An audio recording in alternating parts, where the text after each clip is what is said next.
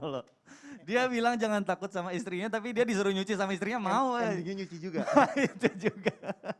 Masya Allah. Nah, Bib, ini benarkah tadi belum dijawab nih, ada batasan-batasan emosi yang boleh dilakukan oleh suami terhadap istri atau sebaliknya istri terhadap suami. Nah ini katanya emosi ini kalau misalnya dilakukan itu bisa mendapatkan pahala jika dilakukan kepada pasangan. Ini emosi apa sih yang kayak gimana sih Bib? Mohon penjelasannya Bib, silakan.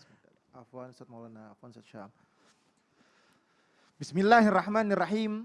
Allahumma salli ala Sayyidina Muhammad wa ala ali Sayyidina Muhammad. Emosional yang dimiliki suami ataupun yang dimiliki oleh istri harus diredam seredam-redamnya. Sebagaimana kita diajarkan untuk mengikuti yang dibawa oleh Nabi besar Muhammad sallallahu alaihi wasallam, bahwasanya kita harus menahan emosional kita. Batasan emosional ke istri sebagai seorang suami, khairukum linisaihim. Berbuat baiklah kamu terhadap istrimu, sayangilah dia, cintailah dia. Kalau dia lagi marah, bagaimana caranya engkau untuk membaikinya? Ada batasannya, nggak boleh dipukul, nggak boleh digalakin. Kita ikuti contoh baginda Nabi besar Muhammad SAW. Dan juga batasan emosional kepada suami, ingat, istri itu wajib taat terhadap suaminya. Kan ketika ditanya, istri itu masuk surga gampang, perempuan masuk surga sangat gampang. Taat sama Allah dan Rasulnya, berpuasa di bulan Ramadan dan taat kepada suaminya. Emosional di sini, gimana kita cara meredamnya dengan sebaik-baiknya. Dan juga emosional berpahala adalah ketika mencegah istri, anak perempuan kita atau saudara perempuan kita untuk melakukan perbuatan dosa, kita cegah. Karena apa? Kita harus memiliki punya rasa dayus dalam hati kita, jangan sampai kita dayus.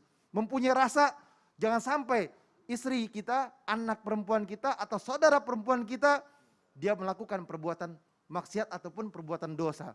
Wajib bagi kita itu harus mempunyai rasa apa? Rasa cemburu yang besar, cemburu yang luar biasa.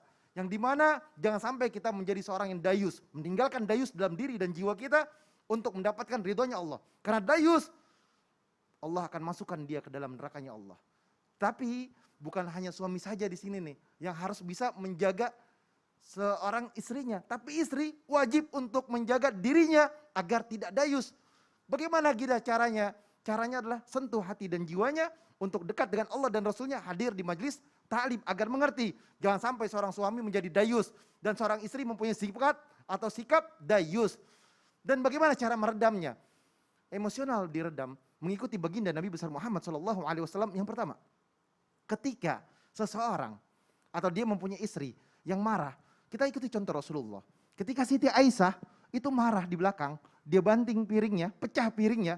Apa yang dikatakan Rasulullah? Ibumu sedang marah. Rasulullah tidak membalasnya dengan emosional, tapi dibalasnya dengan lemah lembut dan kesabaran. Bersikap sabar. Itulah yang diajarkan baginda Nabi besar Muhammad Sallallahu Alaihi Wasallam. Menyikapinya dengan rasa kasih sayang. Melarang bersikap kasar ketika sedang marah. Ketika Rasulullah Sallallahu Alaihi Wasallam minta dialih oleh Sayyidina Abu Bakar As-Siddiq radhiyallahu an, niscaya Rasulullah Shallallahu Alaihi Wasallam lihat Abu Bakar, dia kasar, Rasulullah marah, nggak boleh kasar. Intinya adalah nggak boleh bagi seorang istri atau suami dia mempunyai sifat cemburu yang luar biasa. Harus saling mengerti dan memahami, nggak boleh cemburu buta. Kamu pergi kemana, kamu kemana, kamu kemana. Akhirnya timbulnya emosional dan menjadi sebuah sifat ataupun sikap amarah dan terjadi sebuah keributan dalam rumah tangga. Begitu. Masya Allah, nah ini yang sering terjadi nih karena cemburu. Jadi kita nih kalau misalnya lagi cemburu, jadi jangan langsung nyamperin istri saya apa gimana, berarti harus ditahan dulu ya. Kita nunggu emosinya reda dulu ya Bib ya. Baru nanti kalau misalnya udah reda ditanyakan, kamu kemarin jalan sama siapa? Betul. Jadi supaya nggak boleh sembarangan. Itu dia. Cemburu buta akhirnya timbulnya fitnah. Aduh. Fitnah akhirnya berantem. Berantem akhirnya Nauzubillah min perceraian ya Habib ya, jangan sampai. Baik, berarti kita semua harus bisa meredam terutama di dalam masalah keluarga ini karena rentan sekali. Masya Allah.